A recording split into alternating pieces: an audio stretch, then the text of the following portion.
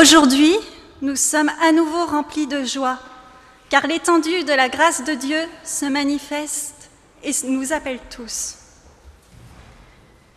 Gouvernants et gouvernés, savants et ignorants, ouvriers, commerçants, agriculteurs ou artisans, tous, nous sommes les invités du Seigneur maintenant. Il n'y a plus ni juifs, ni grecs, ni esclaves, ni hommes libres, ni hommes, ni femmes, car nous sommes tous un en Jésus-Christ. Au-delà de toutes les différences, au-delà des barrières entre pauvres et riches, il y a de la place dans l'Église pour tout homme que Dieu appelle. Et dans cette communion spirituelle et fraternelle, nous sommes unis avec toutes les églises d'une extrémité à l'autre de notre planète. Oui, louange et gloire soient au Seigneur qui nous rassemble tous. Amen. Vous recevrez une force, celle de l'Esprit Saint. Vous deviendrez des apôtres en son nom. Élevez les mains, en son nom, élevez les mains. Viens Saint-Esprit, embraser les nations. Viens Saint-Esprit sur cette génération. Viens Saint-Esprit, embraser les nations. Viens Saint-Esprit sur cette génération. Oh, oh, oh, oh, oh. Vous partirez sur les routes pour aller Jésus et la vie. Vous n'aurez aucun doute, embrasés par le Saint-Esprit, embrasés par le Saint-Esprit. Viens Saint-Esprit, embraser les nations. Viens Saint-Esprit sur cette génération. Viens Saint-Esprit, embrasser les nations. Viens Saint-Esprit sur cette génération. Oh, oh, oh, oh, oh, oh,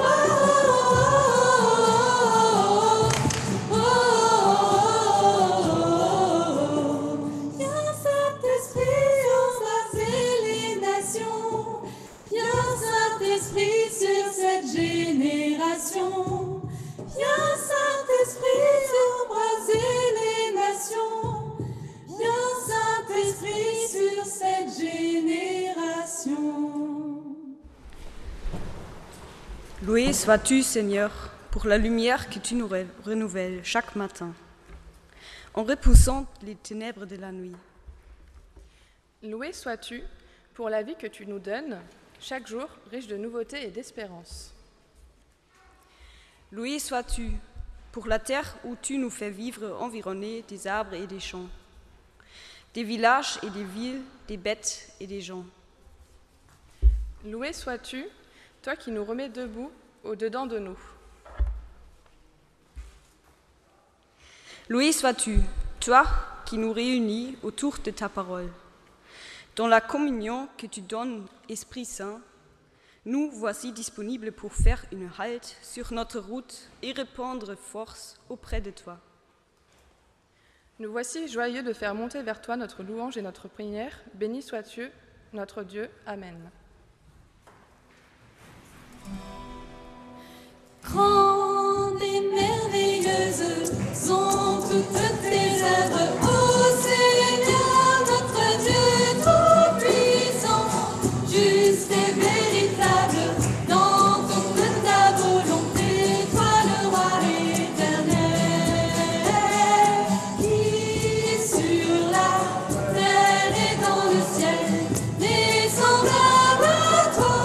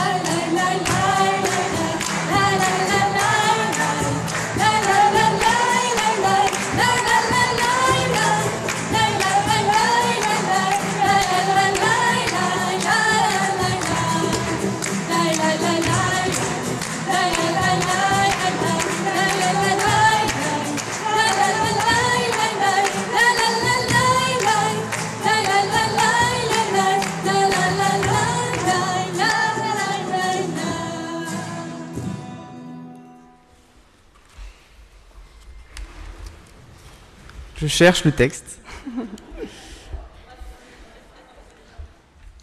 Donc c'est Acte 2, 1 à 18 et 37-39. Quand le jour de la Pentecôte arriva, les croyants étaient réunis tous ensemble au même endroit. Tout à coup, un bruit vint du ciel, comme si un vent violent se mettait à souffler, et il remplit toute la maison où ils étaient assis. Ils virent alors apparaître des langues pareilles à des flammes de feu. Elles se séparèrent et elles se posèrent une à une sur chacun d'eux. Ils furent tous remplis du Saint-Esprit et se mirent à parler en d'autres langues, selon ce que l'Esprit leur donnait d'exprimer. À Jérusalem vivaient des Juifs pieux, venus de tous les pays du monde. Quand ce bruit se fit entendre, ils s'assemblèrent en foule. Ils étaient tous profondément surpris, car chacun d'eux entendait les croyants parler dans sa propre langue. Ils étaient remplis d'étonnement et d'admiration, et disaient : « Ces gens qui parlent, ne sont-ils pas tous Galiléens ? Comment se fait-il alors que chacun de nous les entende parler dans sa langue maternelle ? Parmi nous, il y en a qui viennent du pays des Parthes, de Médie et d'Élam. Il y a des habitants de Mésopotamie, de Judée et de Cappadoce, du Pont et de la province d'Asie, de Chypre et de Pamphylie, d'Égypte et de la région de Cyrène, en Libye. Il y en a qui sont venus de Rome, de Crète et d'Arabie. Certains sont nés juifs et d'autres se sont convertis à la religion juive. Et pourtant, nous les entendons parler dans nos diverses langues, des grandes œuvres de Dieu. Ils étaient tous remplis d'étonnement et ne savaient plus que penser. Ils se disaient les uns aux autres : « Qu'est-ce que cela signifie ?» Mais d'autres se moquaient des croyants en disant : « Ils sont complètement ivres. » Pierre se leva alors avec les 11 autres apôtres. D'une voix forte, il s'adressa à la foule. « Vous, Juifs, et vous tous qui vivez à Jérusalem, écoutez attentivement mes paroles et comprenez bien ce qui se passe. Ces gens ne sont pas ivres, comme vous le supposez, car il est seulement 9 heures du matin. Mais maintenant se réalise ce que le prophète Joël a annoncé. Voici ce qui arrivera dans les derniers jours, dit Dieu. Je répandrai de mon esprit sur tout être humain. Vos fils et vos filles deviendront prophètes. Je parlerai par des visions à vos jeunes gens et par des rêves à vos vieillards. Oui, je répandrai de mon esprit sur mes serviteurs et mes servantes en ces jours-là, et ils seront prophètes. »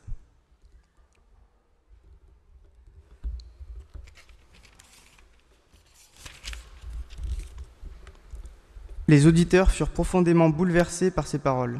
Ils demandèrent à Pierre et aux autres apôtres : « Frères, que devons-nous faire ?» Pierre leur répondit : « Changez de comportement, et que chacun de vous se fasse baptiser au nom de Jésus-Christ, pour que vos péchés vous soient pardonnés. Vous recevrez alors le don de Dieu, le Saint-Esprit. Car la promesse de Dieu a été faite pour vous et vos enfants, ainsi que pour tous ceux qui vivent au loin, tous ceux que le Seigneur, notre Dieu, appellera. »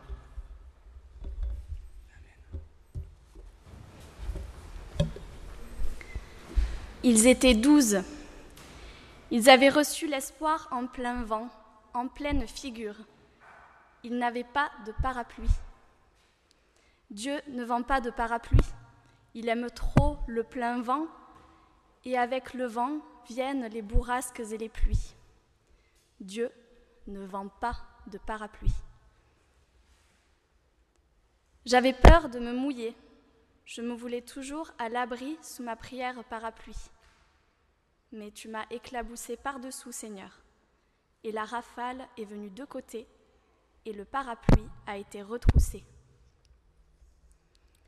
J'avais cru que sous le parapluie, tu te tenais, toi aussi, toi, le maître de l'esprit. Un petit coin de parapluie, un petit coin de paradis, c'était ma chance. Mais ce n'était pas ce que tu voulais. J'ai ouvert les yeux et tu m'as lancé sur des horizons pleins de vent. Viens, maître du vent, maître de l'esprit, emporter aux 4 coins du vent mon ridicule parapluie. Toi, le Dieu des 100 parapluies, pousse-moi dans le vent, pousse-moi dehors. Mouille-moi, Seigneur, et donne-moi en même temps la joie et la force de ceux que tu trempes de ton esprit. Amen.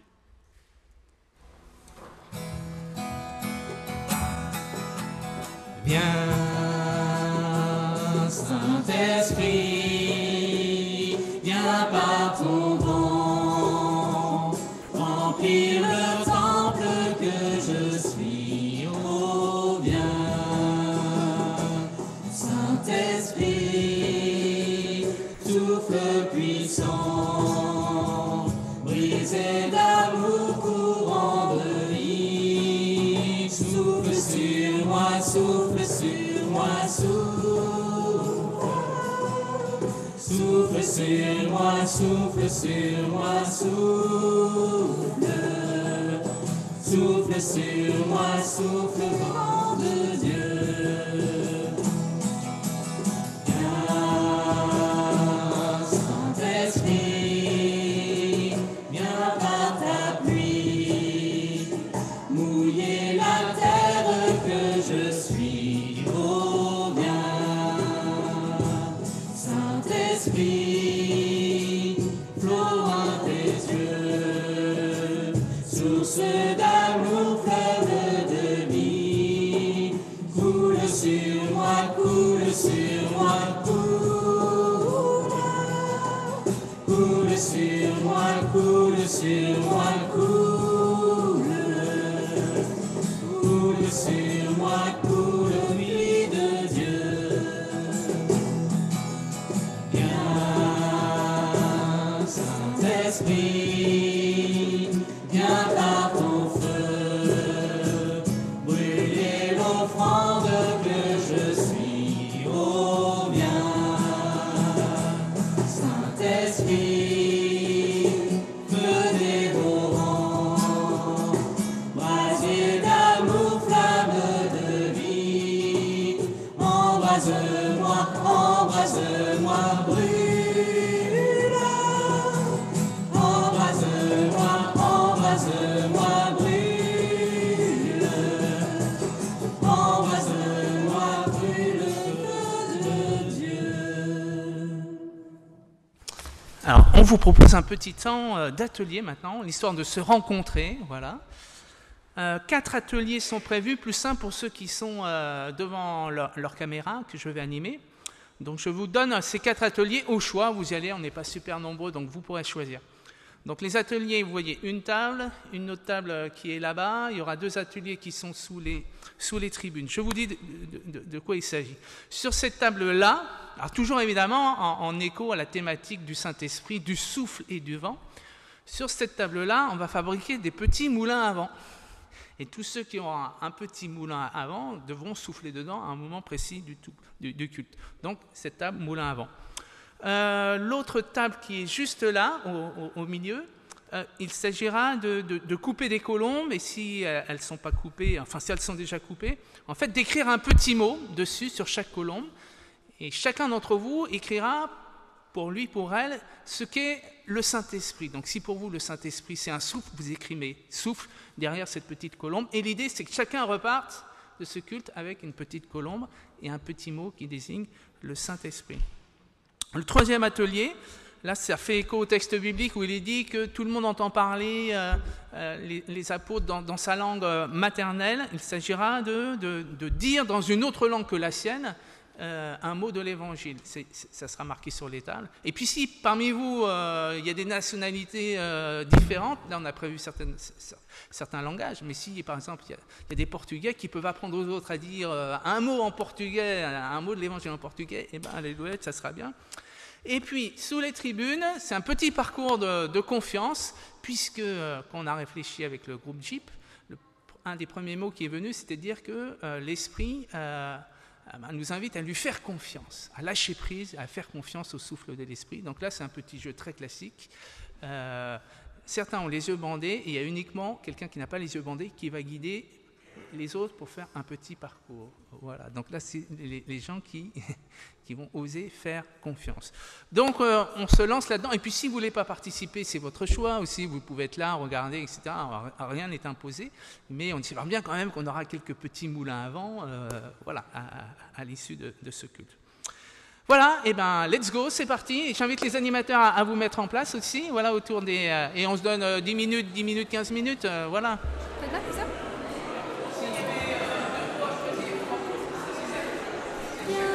Esprit de Dieu vivant, renouvelle tes enfants.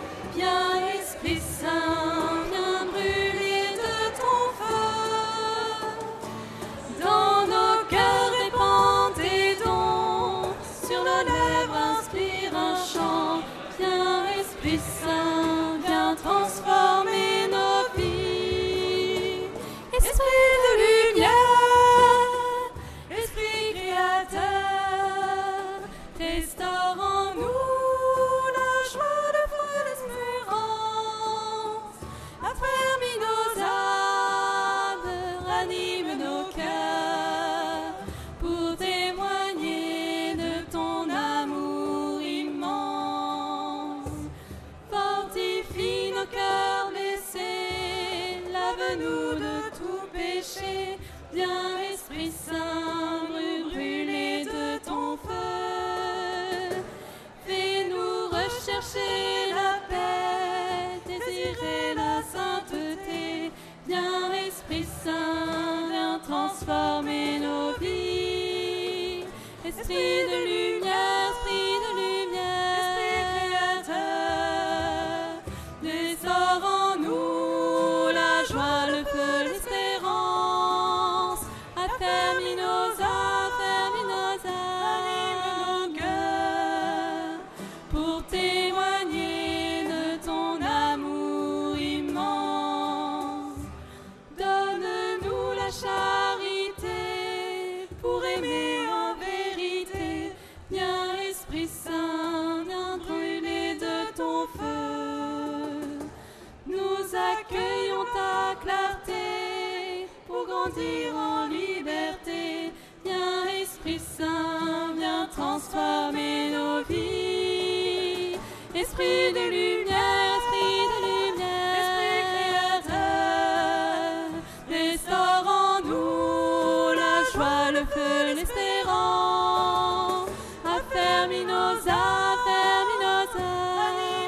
cœurs, pour témoigner de ton amour immense. On le reprend ensemble? Viens, Esprit de Dieu vivant, renouvelle tes enfants. Viens, Esprit Saint, viens brûler de ton feu. Dans nos cœurs répand tes dons, sur nos lèvres inspire un chant. Viens, Esprit Saint, viens transformer nos vies. Esprit de lumière, Esprit créateur, restaure en nous la joie, le feu, l'espérance. Affermis nos âmes, anime nos cœurs, pour témoigner de ton amour immense. Fortifie nos corps blessés, lave-nous de tout péché. Viens, Esprit Saint, viens brûler de ton feu. Fais-nous rechercher la paix, désirer la sainteté. Viens, Esprit Saint, viens transformer nos vies. Esprit de lumière, restaure en nous la joie, le feu, l'espérance. Affermis nos cœurs, de témoigner de ton amour immense. Donne-nous la charité pour aimer en vérité. Viens, Esprit Saint, nous brûler de ton feu. Nous accueillons ta clarté pour grandir en liberté. Viens, Esprit Saint, viens transformer nos vies. Esprit de lumière, Esprit créateur, restaure en nous la joie, le feu, l'espérance. Affermis nos âmes,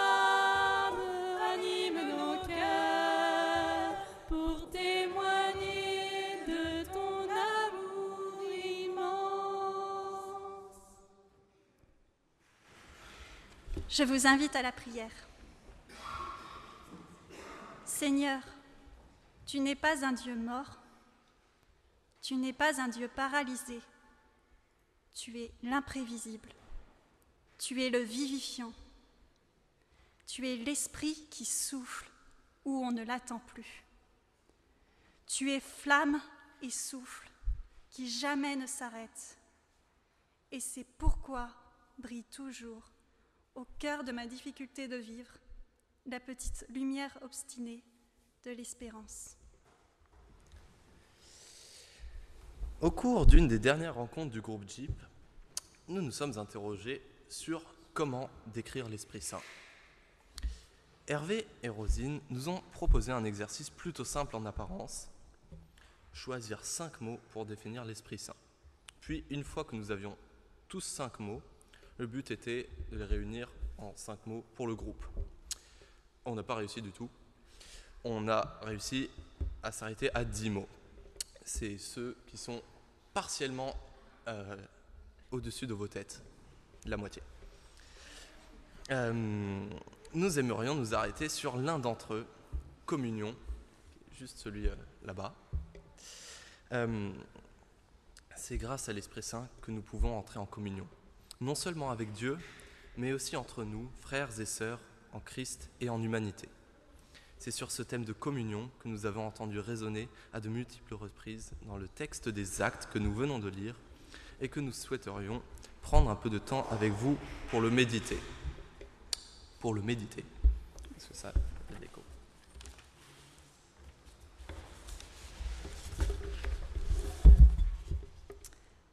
L'appel à la communion dans le texte qu'on a lu plus tôt est d'abord remarquable par l'universalité de l'Esprit Saint.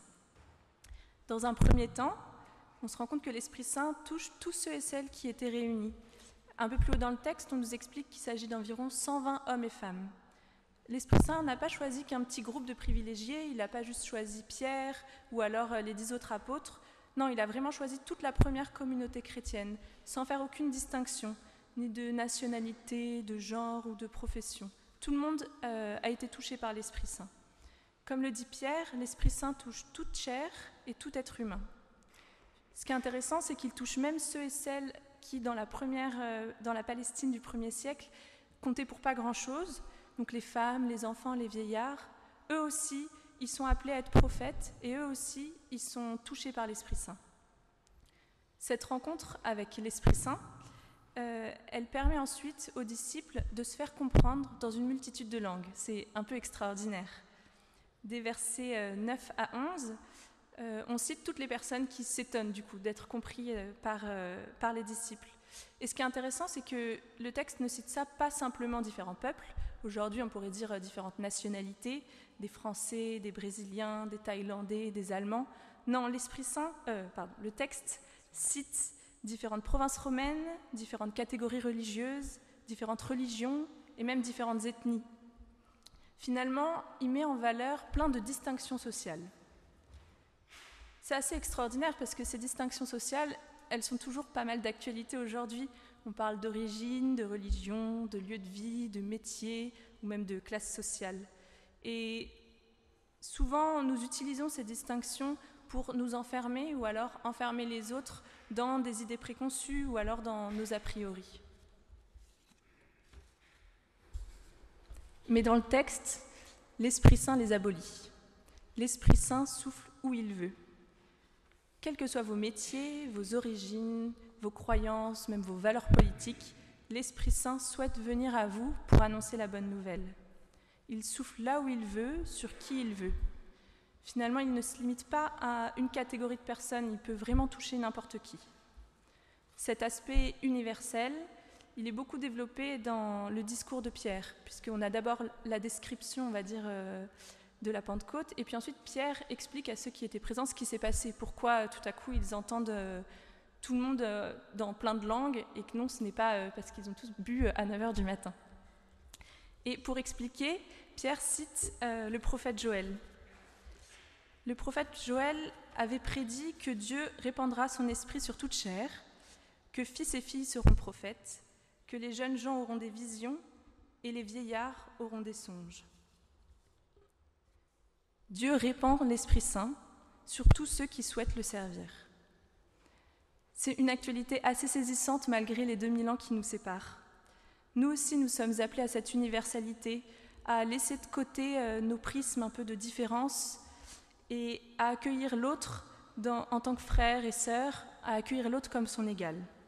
Essayons, comme on peut, d'ouvrir nos yeux, de retirer le filtre des préjugés et de regarder l'autre tel qu'il ou qu'elle est, et non pas tel qu'on l'imagine être ou tel qu'on voudrait qu'il ou qu'elle soit.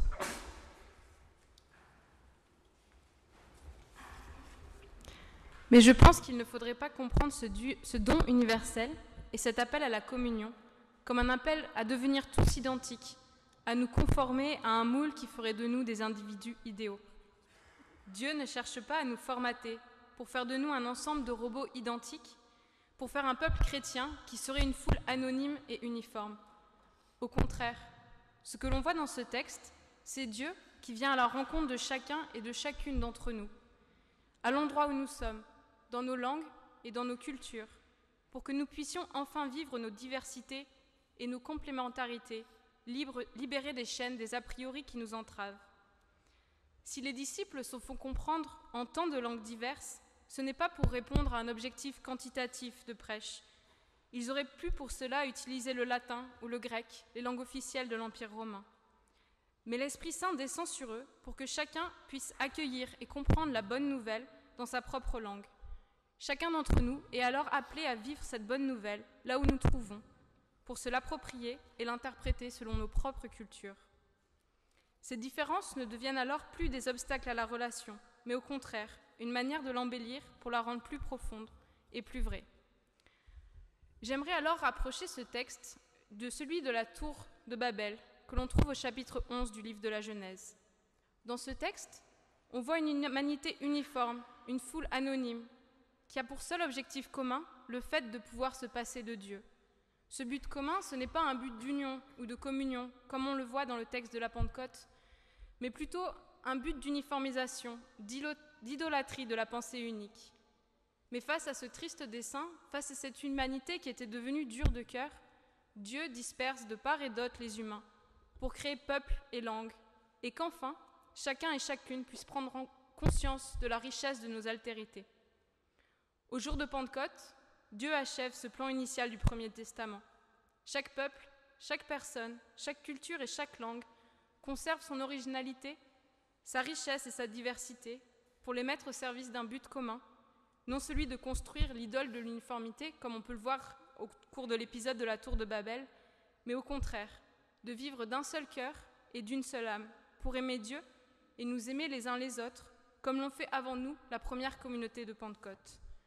Finalement, dans ce texte, Luc nous appelle à recevoir la diversité, à l'accepter, à la valoriser, à la mettre en lumière. La foule qui est présente ce jour-là est composée de gens très différents, comme nous tous rassemblés ici. Mais tous se rassemblent autour de Pierre et des disciples au nom du Christ.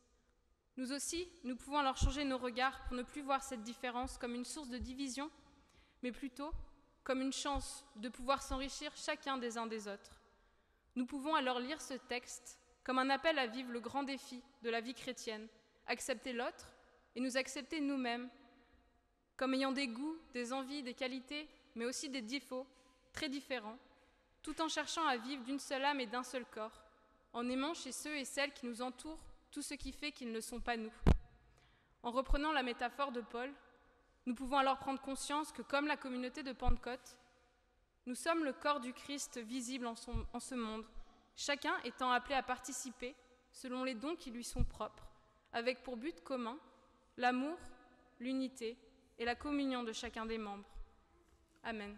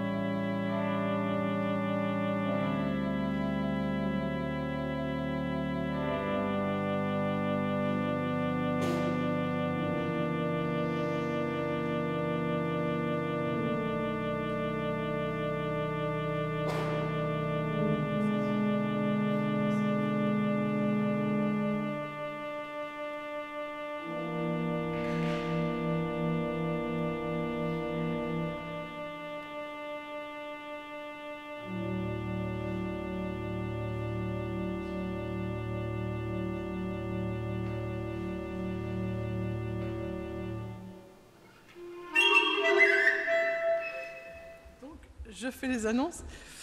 Normalement, je commence les annonces en saluant tout le monde, mais là, je vais quand même commencer en disant un énorme merci au groupe qui nous a préparé ce culte et qui vraiment... Voilà.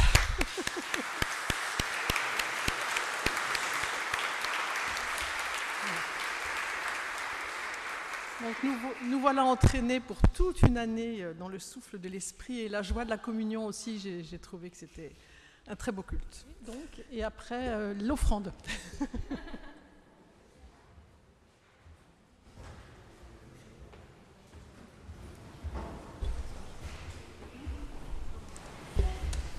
Je vous invite à la prière d'intercession. Quel beau geste que celui de serrer la main. Y avez-vous déjà réfléchi ? Tout au long du jour, nous serrons tant de mains que ce geste pourrait devenir banal. Simple formalité d'élémentaire politesse. Pourtant, serrer la main, c'est donner un peu de soi. C'est aller vers l'autre, lui offrir accueil et bienveillance. Serrer la main, c'est accepter que l'autre, en face de moi, existe tel qu'il est. Donner une franche poignée de main, c'est aussi transmettre force et vigueur. C'est rassurer et mettre en confiance. N'hésitons pas à tendre notre main. Serrer la main, c'est le premier pas vers l'accueil de l'autre.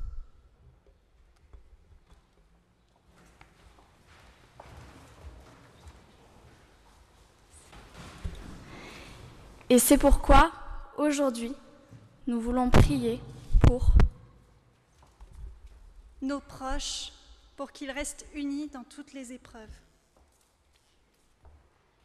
Les étudiants et les jeunes, pour que leurs études et leurs projets donnent un sens à leur avenir. Ceux qui ont des décisions importantes à prendre pour qu'ils orientent leur choix vers un monde plus juste. Ceux qui ont perdu espoir pour que Dieu aille à leur rencontre. Ceux qu'on ne regarde plus pour qu'ils trouvent leur place dans la société. Ceux qui souffrent pour qu'ils trouvent la force de surmonter les obstacles. Ceux qui subissent les guerres et les persécutions pour qu'ils puissent prendre un nouveau départ. Et tous ensemble, nous te disons, notre Père, qui es aux cieux, que ton nom soit sanctifié, que ton règne vienne, que ta volonté soit faite sur la terre comme au ciel. Donne-nous aujourd'hui notre pain de ce jour. Pardonne-nous nos offenses, comme nous pardonnons aussi à ceux qui nous ont offensés. Et ne nous laisse pas entrer en tentation, mais délivre-nous du mal. Car c'est à toi qu'appartiennent le règne, la puissance et la gloire, pour les siècles des siècles. Amen.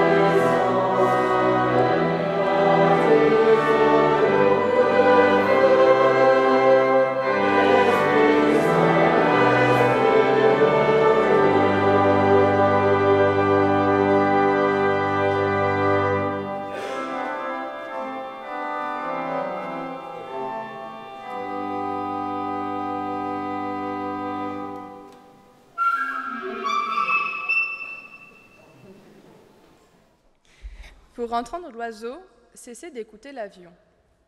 Pour entendre la petite flûte, cessez d'écouter la batterie. Pour entendre l'amour, cessez d'écouter la haine. Pour entendre le murmure de Dieu, cessez d'écouter le tonnerre. Et vous entendrez alors l'oiseau au cœur de l'aéroport, la flûte au cœur d'un grand orchestre, et l'amour au cœur de la guerre, et le murmure de Dieu au cœur de la tempête. Amen.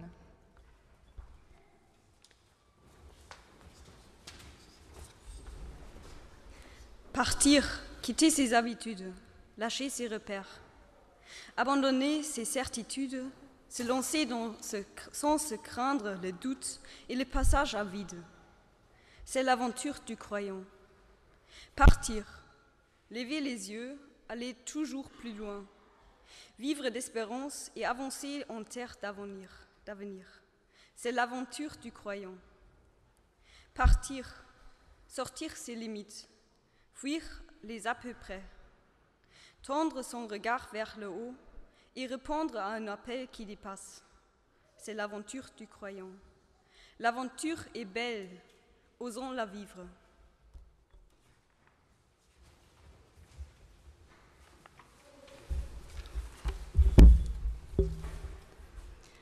Que le Seigneur vous ouvre les chemins qui conduisent jusqu'à lui, qu'il vous accompagne tout au long de votre route, quels que soient vos déserts, vos tunnels, vos passages difficiles. Que son amour soutienne votre foi défaillante, qu'il vous aide à le servir dans votre vie de tous les jours et qu'il vous bénisse au nom du Père, du Fils et du Saint-Esprit. Amen.